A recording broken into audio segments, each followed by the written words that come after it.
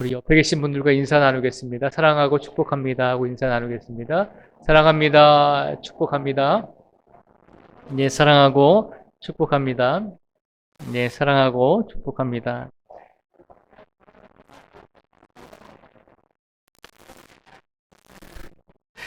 네, 사랑하고 축복합니다. 음, 오늘은 그리스도의 제사장의 직무라고 하는 제목으로 말씀을 나누고자 합니다. 예수님께서 이 땅에 오셨을 때 세 가지의 역할을 주로 구체적으로 감당하셨다라고 말씀을 드렸습니다. 2주 전에 그리스도의 직무 중에, 그리스도의 사명 중에, 그리스도께서 하신 일들 중에 첫 번째로 예언자의 사명에 대해서 저희가 살펴보았고, 오늘은 제사장의 역할에 대해서 우리가 예수님께서 제사장의 역할을 이 땅에서 계시는 동안에 어떻게 감당하셨는지 구체적으로 말씀을 근거로 우리가 한번 살펴보도록 하겠습니다. 소율이 질문 25번째 질문을 보면 이런 질문이 있습니다. 그리스도가 제사장의 직무를 어떻게 수행하십니까? 라고 하는 질문입니다. 예수님께서 이 땅에 오셔서 제사장으로서의 역할을 어떻게 하셨습니까? 라고 하는 질문입니다.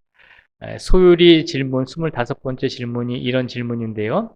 이 질문에 대해서 소율이 문답은 답을 이렇게 선포하고 있습니다. 우리 한번 같이 읽어볼까요? 같이 읽겠습니다. 시작.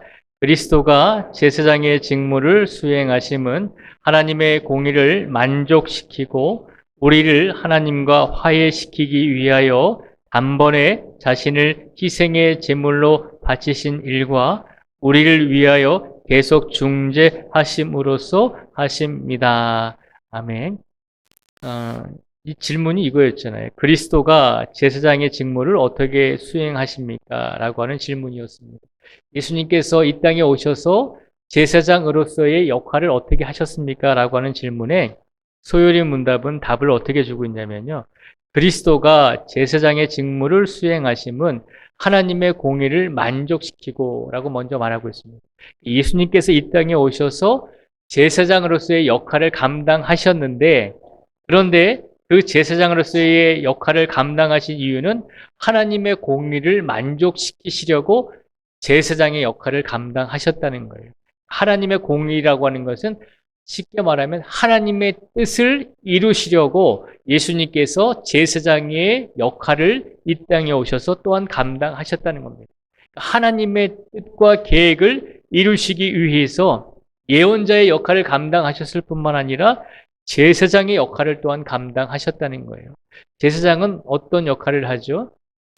이스라엘 백성들과 하나님과의 사이에서 예배를 중간에서 이스라엘 백성들이 드리는 예배를 하나님께 드릴 수 있도록 중간에서 하나님께 드리는 역할을 감당하고 있는 것입니다. 예수님 당시에는 성전 안으로 이스라엘 백성들이 들어가지 못했습니다. 성전 안에 들어갈 수 있는 사람들은 오직 제사장들만이 하나님의 성전에 들어갈 수 있었습니다. 그래서 이스라엘 백성들이 예배를 드리면서 제물을 가지고 오고 예물을 가지고 오면 이제 밖에 뜰에서 그 제물을 잡아서 태워서 하나님께 드리고, 그리고 그 제물을 드린 예물을 드린 사람들을 위해서 제사장이 기도해주고 성전에 들어가서 그들을 대신해서 하나님께 기도하고 예배를 드려 주었다는 것이죠. 제사장은 그런 역할을 했습니다. 또 우리 예수님은 제사장의 역할을 또한 감당하셨는데 하나님의 뜻을 만족시키시기 위해서 제사장의 역할을 감당하셨는데 세 가지의 제사장의 역할을 감당하셨습니다. 중간에 보시면요. 우리를 하나님과 화해시키기 위하여 라고 되어 있습니다. 예수님께서 제사장의 역할을 감당하신 것은 이스라엘 백성들과 그리고 하나님과의 사이에서 이스라엘 백성들의 죄를 사해주고 하나님께 그들의 죄를 사해달라고 기도하는 화해시키는 역할이 제사장이었잖아요. 그래서 예수님께서도 우리와 하나님과의 사이에서 우리와 하나님과의 사이에서 화해시켜 주시기 위해서 제사장의 역할을 감당하셨다는 것입니다. 그리고 예수님께서는 제사장의 역할을 단번에 자신을 희생의 제물로 바치신 일과 제사장의 역할을 어떻게 또한 감당하셨냐면 우리가 하나님께 드릴 제물 대신 예수님께서 대신 제물이 되어주셔서 예수님을 희생하셔서 우리를 위해서 하나님께 드려지는 산 제물로 예수님께서 바쳐지셨다는 것이죠. 그것이 제사장으로서의 역할을, 제물로서의 역할을 해주셨다는 것입니다. 그리고 세 번째로 우리를 위하여 계속 중재하심으로써 하십니다 라고 되어 있습니다. 예수님께서는 우리와 하나님과의 사이를 화해시킬 뿐만 아니라 우리의 죄를 사함받게 하기 위해서 우리 대신 제물로서 우리 대신 희생하셨다는 것입니다. 그리고 거기서 끝나는 것이 아니라 예수님께서는 하나님과 우리 사이에서 계속해서 중재하고 계신다는 것입니다. 우리와 하나님과의 관계 속에서 끊임없이 우리를 대신해서 중재하여 주시고 변호하여 주시고 보호하여 주신다는 것입니다. 그렇잖아요. 왜 예수님께서 우리를 끊임없이 하나님과 우리 사이에서 우리를 중재해 주시냐면 우리가 예수님을 믿고 구원을 받은 것은 사실이죠. 구원을 받은 것은 사실이지만 우리가 죄를 안 짓고 살아가는가라고 하는 질문에 그 누구도 나는 죄를 안 짓습니다라고 이야기할 수 있는 사람은 아무도 없습니다. 그렇죠? 우리가 죄를 안 짓는다라고 생각하지만 그러나 하나님 앞에서는 완벽하고 완전한 사람이 없다는 것을 우리는 기억해야 됩니다. 예수님께서 말씀하셨잖아요. 마음속으로 형제를 미워하는 것도 죄를 짓는 거다라고 말씀하셨잖아요. 생각으로도 나쁜 생각을 가지는 것만으로도 그것도 또한 죄에 속한다는 것입니다. 그러니 이 세상에서 죄를 짓지 않는 사람이 누가 있겠습니까? 예수님께서 제사장이 되어주셔서 우리를 계속해서 우리와 하나님과의 관계 속에서 우리를 중재하신다는 것은 끊임없이 우리가 구원을 받았음에도 불구하고 우리가 끊임없이 실수하고 넘어지고 때로는 고의적으로 악을 행하고 죄를 행하기도 하잖아요. 그렇게 죄를 짓고 악을 행할 때마다 예수님께서는 끊임없이 우리를 하나님과 죄 지은 우리 사이에서 우리를 중재해 주신다는 거죠. 하나님께서 우리를 용서해 주시고 우리가 다시 살아갈 수 있도록 우리가 회개하고 자복하면 다시 예수님께서 하나님과의 우리와의 사이에서 우리를 다시 한번 용서받고 우리가 깨끗함을 받고 다시 한번 그리스도인으로서 살아갈 수 있도록 우리를 중재해 주시는 역할을 감당하고 계신다는 것입니다. 그래서 예수님께서 제사장의 역할을 감당하셨는데 그 제사장의 역할을 구체적으로 하나님과 우리를 화해시키셨고 그리고 자신을 희생해서 산 제물로 우리 대신 예수님께서 산 제물로 우리 대신 하나님께 바쳐드렸고 그리고 제사장의 역할로서 계속해서 우리와 하나님과의 관계 속에서 우리를 변호하시고 중재하고 계시는 역할을 감당하고 계신다는 것입니다. 이것이 예수님께서 제사장으로서 우리를 위해서 해주신 큰 틀에서 세 가지의 일들이다라고 말씀을 드릴 수 있습니다. 그러면 이 세 가지의 일들을 좀 더 구체적으로 살펴보도록 하겠습니다. 먼저 제사장의 직무는 우리를 하나님과 화해시키기 위한 것입니다 라고 말씀을 드릴 수 있습니다. 아까도 말씀드렸지만 예수님께서는 하나님과 우리 사이에서 화해시키기 위한 제사장의 역할을 감당하고 있다는 거죠. 그래서 그리스도께서는 화목제물이 되기 위하여 오셨습니다 라고 성경은 선포하고 있습니다. 예수님께서 화목제물이 되기 위하여 이 땅에 오셨다라고 성경은 말하고 있는데요. 우리가 마가복음 10장 45절의 말씀을 같이 한번 읽어보겠습니다. 시작. 인자가 온 것은 섬김을 받으려 함이 아니라 도리어 섬기려 하고 자기 목숨을 많은 사람의 대승물로 주려 함이니라. 아멘. 예수님께서 오신 것은 섬김을 받으려 함이 아니라 도리어 섬기려 하고 그리고 자기 목숨을 많은 사람의 대속물로 주시려고 이 땅에 오셨다는 것입니다. 다시 말씀을 드리면 예수님께서는 화목제물이 되기 위하여 이 땅에 오신 분임을 기억하라는 것입니다. 그리고 다시 성경은 또 말하고 있습니다. 그리스도께서 화목제물이 되심으로 죄가 사해지고 하나님과 화해하게 되었다라고 성경은 말하고 있습니다. 어디에 기록이 되어 있냐면 로마서 5장 10절 말씀에 보면 이런 말씀이 있습니다. 우리 또 같이 로마서 5장 10절을 읽겠습니다. 시작. 곧 우리가 원수 되었을 때에 그의 아들의 죽으심으로 말미암아 하나님과 화목하게 되었은즉 화목하게 된 자로서는 더욱 그의 살아나심으로 말미암아 구원을 받을 것이니라. 아멘. 이 로마서 5장 10절의 말씀을 통해서도 예수님께서 화목하게 만드셨다는 것입니다. 우리를 위해서, 우리가 구원받게 하기 위해서 우리를 화목하게, 즉 하나님과 우리 사이 속에서 우리 죄인들이 하나님과의 관계 속에서 화목한 관계가 될 수 있도록 이렇게 산 제사 제물이 되어 주셨다라고 로마서 5장 10절 말씀 속에서도 선포하고 있습니다. 그리고 세 번째로도 하나님과 화해하게 하심으로 하나님께 나아갈 길을 여셨습니다라고 성경은 말하고 있습니다.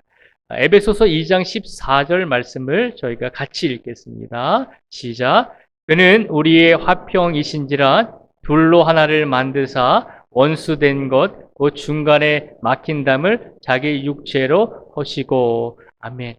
예수님께서 제사장의 역할을 감당하시면서 제일 첫 번째로 하신 것은 예수님께서 산 제물이 되어 주셨다는 것이죠. 예수님께서 화목 제물이 되어 주셔서 하나님과 우리를 화해할 수 있도록 그렇게 산 제물이 되어 주시고 화해의 역할을 감당해 주셨다는 것입니다. 그래서 오늘 이 시간 우리가 하나님과 화목해야 하고 그 다음에 하나님과 화목한다면 그 다음에 누구와 화목해야 될까요? 옆에 계신 성도님들과 또 앞뒤에 계신 성도님들과 화목하게 되어야 될 줄 믿습니다. 하나님과 화목한데 이웃과 화목하지 못하는 것은 이웃 사랑을 하지 못하는 것이잖아요. 하나님과 화목하지 못하는데 내가 이웃과 화목하다라고 하는 것은 그건 또 모순된 화목이죠. 하나님과 화목한 성도는 이웃과도 화목한 성도가 당연하게 그렇게 될 줄 믿습니다. 그러니 오늘 이 시간 옆에 계신 우리 성도님들에게 다시 한번 인사를 한번 하시기 바랍니다. 화목한 성도가 되기를 바랍니다. 라고 인사하겠습니다. 화목한 성도가 되기를 바랍니다. 가정에서도 화목을 이루지 못하고 있는 부분들이 있다면 또 부모와 자녀 간에도 막힌 담이 있다면 또 이웃과 이웃 간에도 막힌 담이 있다면 모든 것을 하나님께서 화목하게 해주시고 예수님께서 우리와 하나님과의 사이를 화목하게 해주셨던 것처럼 우리들의 모든 인간관계 속에서도 분명히 화목한 관계로 이끌어 주실 줄 믿습니다. 그 믿음을 가지고 세상 속에서 만나는 모든 사람들마다 화목한 관계를 맺을 수 있도록 이렇게 기도하시고 최선을 다하시기 바랍니다. 예수님께서 이처럼 화목하게 우리와 하나님과의 관계를 만들어 주셨다는 것입니다. 그리고 예수님께서 두 번째로 제사장으로서 우리에게 해주신 것은 그리스도는 제사장 직무를 위해 자신을 희생 제물로 바치셨습니다. 라고 말씀을 드릴 수가 있습니다. 예수님께서 제사장의 직무를 감당하시기 위해서 아까도 말씀드렸지만 예수님 스스로를 희생 제물로 우리를 대신해서 하나님께 드리심으로 우리와 하나님과의 관계가 회복이 된 것입니다. 그래서 성경을 보면 그리스도는 인류를 위하여 자신의 목숨을 들이셨다라고 그렇게 성경은 말하고 있습니다. 어느 곳에 이 말씀이 있냐면 요한복음 10장 15절의 말씀을 같이 읽어보겠습니다. 시작. 아버지께서 나를 아시고 내가 아버지를 아는 것 같으니 나는 양을 위하여 목숨을 버리노라. 아멘. 예수님께서 말씀하시잖아요. 나는 양을 위하여 목숨을 버리노라 라고 말씀하셨습니다.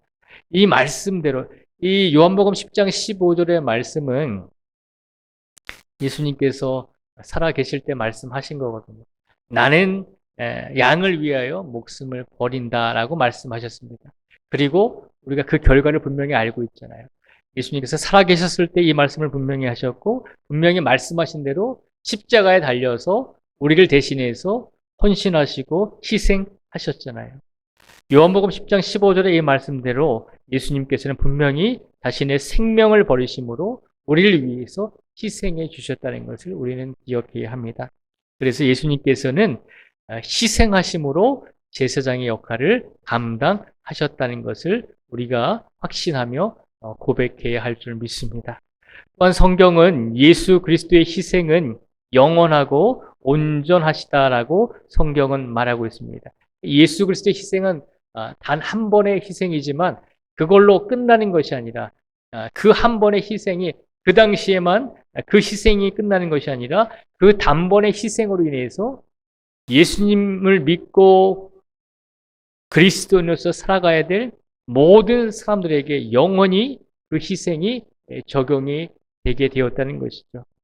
히브리서 10장 14절의 말씀을 같이 읽어보겠습니다. 시작. 그가 거룩하게 된 자들을 한 번의 제사로 영원히 온전하게 하셨느니라. 아멘. 히브리서 10장 14절 말씀을 보면 그가 예수님께서 거룩하게 된 자들을 성도들을 그리고 이제 예수님 당시에 아직 태어나지 않은 우리들까지도 이후에 태어날 모든 그리스도인들까지도 단 한 번의 제사로 단 한 번의 희생으로 영원히 온전하게 하셨다는 것입니다. 오늘도 이 시간 우리가 예수님을 믿음으로 구원을 얻고 우리가 예수님을 믿음으로 성도로서 살아갈 수 있게 된 가장 큰 은혜는 2000년 전에 예수님께서 십자가에 달려 돌아가 희생하심으로 우리를 대신해서 산 제물로 하나님께 드림으로 우리가 구원을 얻고 영생을 얻게 된 줄 믿습니다. 그것을 말하고 있는 것입니다. 히브리서 10장 14절의 말씀은 한 번의 제사로 영원히 하나님을 믿게 될 모든 사람들을 온전하게 만들어 주셨다는 것입니다. 그러니 우리는 온전한 성도인 줄 믿습니다. 온전한 성도는 어떤 성도로서 삶을 살아가야 될까요? 하나님과 화목하고 이웃과 화목하고 가정에서도 우리가 화목을 이룰 수 있는 성도가 되어야 한다는 것입니다. 이처럼 예수님께서는 제사장의 직무를 위해서 자신을 희생 제물로 우리에게 바치셨다는 것을 우리는 다시 한번 기억해야 됩니다. 그리고 세 번째로 예수님께서 제사장으로서 어떤 역할을 하셨냐면 그리스도는 우리를 위하여 계속 중재하심으로 제사장의 직무를 수행하십니다라고 말씀하고 있습니다. 아까도 말씀드렸지만 제사장의 역할 중에서 세 번째로 계속해서 우리를 중재하신다는 것입니다. 우리와 하나님과의 관계 속에서 계속해서 우리를 대신해서 우리의 죄를 하나님께 아뢰드리고 그리고 하나님을 대신해서 우리의 죄를 용서해 주시고 우리를 끊임없이 죄와 악 속에서 구원해 주시고 우리가 넘어지고 쓰러질 때 우리가 죄를 지을 때 계속해서 예수님께서는 하나님과 우리 사이에 계셔서 우리로 하여금 하나님께 나아올 수 있도록 계속해서 우리를 인도하여 주신다는 것입니다. 그래서 성경은 뭐라고 말하고 있냐면 그리스도는 우리의 대원자이십니다 라고 성경은 그렇게 선포하고 있습니다. 어느 곳에 있을까요? 요한일서 2장 1절의 말씀을 같이 읽겠습니다. 시작. 나의 자녀들아 내가 이것을 너희에게 쓰면 너희로 죄를 범하지 않게 하려 함이라. 만일 누가 죄를 범하여도 아버지 앞에서 우리에게 대원자가 있으니 곧 의로우신 예수 그리스도시라. 아멘. 그러잖아요. 요한일서 2장 1절에 보면 만일 누가 죄를 범하여도 아버지 앞에서 우리에게 대원자가 있으니 곧 의로우신 예수 그리스도시라라고 말씀하고 있습니다. 예수님께서 죄를 짓는 우리 성도들의 대원자가 되어주시고 중재자가 되어주셔서 우리로 하여금 다시 죄를 회개하고 죄를 씻고 다시 올바른 성도로서 삶을 살아갈 수 있도록 끊임없이 우리를 이끌어 주신다는 것입니다. 오늘도 이 자리에 우리가 우리의 힘으로 우리의 의지로 나온 것이 아니라 하나님과 우리 사이에서 끊임없이 우리들을 하나님 앞으로 이끌어 주시는 예수 그리스도 중재자 되시는 예수님의 이끌림이 있어서 우리가 오늘 이 자리까지 나오게 된 줄 믿습니다. 또한 성경은 이렇게 말합니다. 그리스도의 이름으로 무엇이든지 구하면 들으십니다. 라고 되어 있습니다. 중재자의 역할을 감당하시는 예수님께서는 우리와 하나님과의 사이에서 우리가 기도할 때 예수님의 이름으로 무엇이든지 기도하면 분명히 예수님께서 중재자로서 우리의 변호자로서 모든 것을 들어주신다는 것입니다. 요한복음 14장 14절의 말씀을 같이 읽겠습니다. 시작. 내 이름으로 무엇이든지 내게 구하면 내가 행하리라. 아멘. 요한복음 14장 14절에 분명히 그렇게 말씀하고 있습니다. 내 이름으로 무엇이든지 내게 구하면 내가 행하리라 라고 예수님께서 약속하셨습니다. 무엇이든지 예수님의 이름으로 구하면 예수님께서 행해 주신다는 것입니다.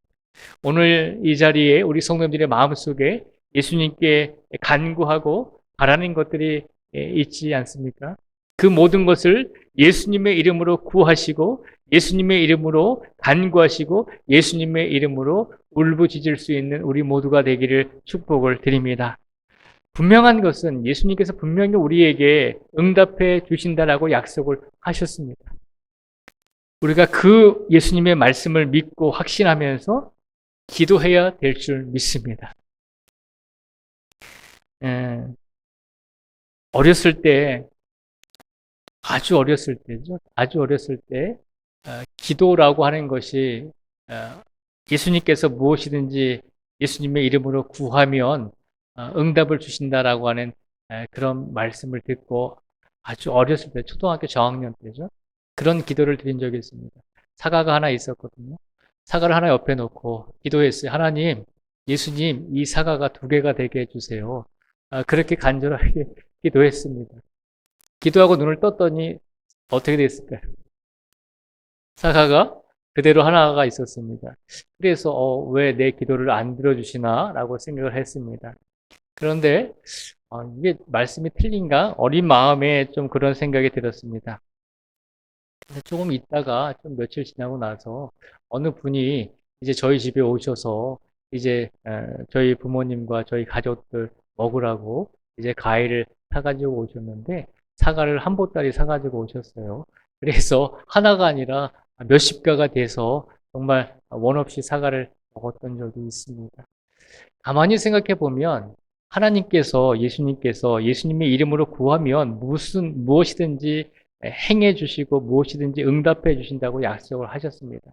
그런데 우리는 기도하면서 그렇게 생각한다는 거죠. 내가 원하는 방식으로, 내가 원할 때에, 내가 원하는 만큼 그렇게 기대하면서 기도한다는 거죠. 가만히 또 생각해 보면 응답을 주시는 분은 하나님이시잖아요. 응답을 주시는 분은 하나님이신데 그 응답까지도 우리의 욕구에 맞게, 우리의 생각에 맞게 딱 정해 놓는다는 거죠. 내가 이렇게 기도했으니까 이런 응답을 이 틀에 맞게 주셔야지만 기도의 응답이 되는 것입니다라고 나는 그렇게 믿겠습니다라고 그렇게 틀을 정해놓고 예수님께 기도할 때가 많이 있다는 것이죠. 우리 성도님들은 어떻습니까? 예수님께 기도하시고 예수님께서 예수님의 이름으로 무엇이든지 내게 구하면 내가 행하리라 그 믿음을 가지고 기도하실 텐데 때로는 기도의 응답은 우리가 원하는 틀 안에서가 아니라 하나님이 원하시는 틀 안에서 이루어지기를 원합니다라고 하는 고백을 하면서 인내를 가지고 이렇게 기도할 수 있는 성도들이 되시기를 바랍니다. 분명한 것은 하나님께서 우리의 기도를 분명히 들어주시고 분명히 응답하여 주신다는 것입니다. 그 믿음을 가지고 끝까지 예수님의 이름으로 구하시고 예수님의 이름으로 간구하시고 예수님의 이름으로 울부짖을 수 있는 우리 모두가 되기를 축복을 드립니다. 간절함을 통해서 기도의 응답을 받을 때 간절함을 통해서 기도의 응답을 받을 때 그 간절함은 평생 안 잊혀지거든요. 간절함을 가지고 기도할 때 그 기도의 응답이 이루어지면 우리의 삶 속에서 우리가 1년 365일 늘 간절함을 품고 살아갈 수는 없거든요. 왜냐하면 그 간절함을 품고 살아간다는 것이 많은 에너지도 사용이 되어지고 항상 늘 긴장감 속에서 살아가게 되거든요. 그런데 우리가 혹여라도 그 간절함이 우리의 삶 속에서 사라지고 잊어버리고 우리가 그냥 두리뭉실 신앙생활을 하다가도 우리가 또 어려운 일을 당하게 되면 우리가 한번 간절함을 통해서 기도의 응답을 받은 경험이 있으면 그것이 다시 힘이 돼서 다시 예수님을 붙들고 다시 기도하게 될 줄 믿습니다. 그러니 기도하실 때 간절함을 가지고 하나님의 뜻대로 하나님의 틀 안에서 그 응답이 이루어지기를 원합니다라고 하는 믿음의 고백을 하시면서 기도하시고 하나님의 그 간구한 응답에 간구한 기도에 응답을 받으실 수 있는 우리 모두가 되기를 축복을 드립니다. 이제 세 번째로서 성경은 그리스도는 우리를 위하여 간구하십니다라고 말씀하고 있습니다. 성경 로마서 8장 34절 말씀에 보면 이렇게 기록을 합니다. 우리 같이 읽어보겠습니다. 시작. 누가 정죄하리요? 죽으실 뿐 아니라 다시 살아나신 이는 그리스도 예수시니 그는 하나님 우편에 계신 자요 우리를 위하여 간구하시는 자시니라. 아멘. 예수님께서 우리를 위하여 하나님 우편에 계시면서 우리를 위하여 끊임없이 간구하신다는 것입니다. 이 세상에서 가장 안 된 사람이 조금 측은한 사람이 어떤 사람일까요? 우리 성도님들은 한번 생각해 보시기 바랍니다. 이 세상에 수없이 많은 부류의 사람들이 있잖아요. 그 많은 부류의 사람들 중에서 가장 안 됐다라고 생각할 수 있는 사람이 누굴까요? 어떤 사람이 가장 안 됐을까요? 우리 조미옥 권사님, 어떤 사람이 가장 안 됐을까요? 우리 인생을 많이 살아오신 우리 권사님들은 어떠세요? 어떤 사람이 가장 안 됐다라고 생각하세요? 가장 안 된 사람은 물론 불쌍한 사람도 있고 아픈 사람도 있고 여러 가지 종류의 사람들이 있고 그런데 가장 안 된 사람은 잊혀진 사람입니다. 망각되어진 사람입니다. 누군가에게서 한 사람도 기억하지 못하는 존재, 잊혀진 존재로서 살아가는 것. 그것이 가장 인간으로서 비참한 상태에 있는 사람이다라고 말씀드릴 수가 있습니다. 그런데 모든 사람이 우리를 잊어버린다 해도 모든 사람들이 우리를 기억하지 못한다 해도 오늘 로마서 8장 34절에 보니까 예수님께서 뭐라고 말씀하시나요? 하나님 우편에 계신 자요 우리를 위하여 간구하시는 자신이라 라고 말씀하고 있습니다.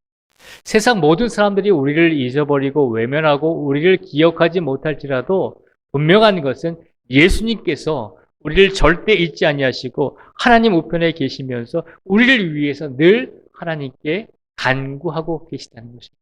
그 말은 곧 우리를 영원토록 기억하고 계신다는 것입니다. 사람들은 망각하는 존재입니다. 사람들은 모든 것을 다 기억하지 못합니다. 왜냐하면 모든 것을 다 기억하면 사람들이 어떻게 살겠어요? 이 정신이 아마 온전한 정신이 아닐 거예요. 나쁜 생각들, 어떤 힘들었던 생각들, 고통들, 그런 트라우마들이 계속 우리 안에 지속되고 있다면, 잊어버리지 않는다면 우리의 삶은 비참해질 것입니다. 그래서 하나님께서 우리에게 망각이라고 하는 것을 선물로 주셨다라고 그렇게 이야기하기도 합니다. 잊어버릴 수 있는 것도 하나님의 은혜인 것입니다.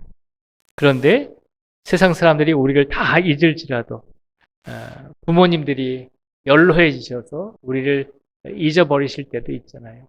자녀들이 부모님을 잊어버리고 살 때도 있잖아요. 그런데 예수님께서는 끝까지 우리를 기억해 주시고 끝까지 우리를 위해서 간구하고 계시다는 것입니다.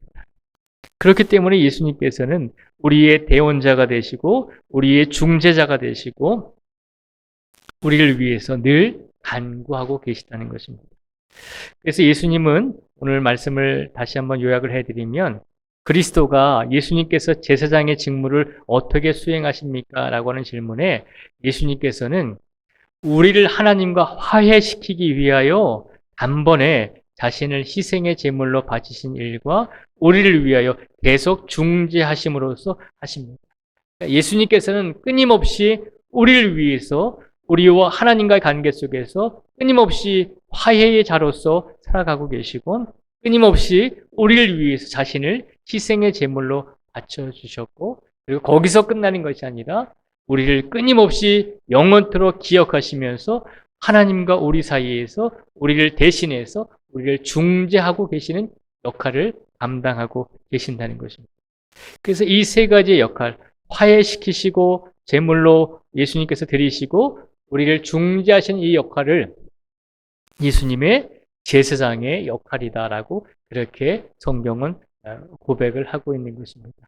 오늘 제사장 되시는 우리의 예수님께서 우리와 하나님과 우리 사이를 화해시키시고 오늘도 희생의 제물로 우리를 위해서 희생하시고 그리고 우리를 계속해서 하나님 앞에서 우리를 보호해 주시고 대원해 주시고 중재해 주심으로써 우리가 오늘도 성도로서 살아가고 있는 줄 믿습니다.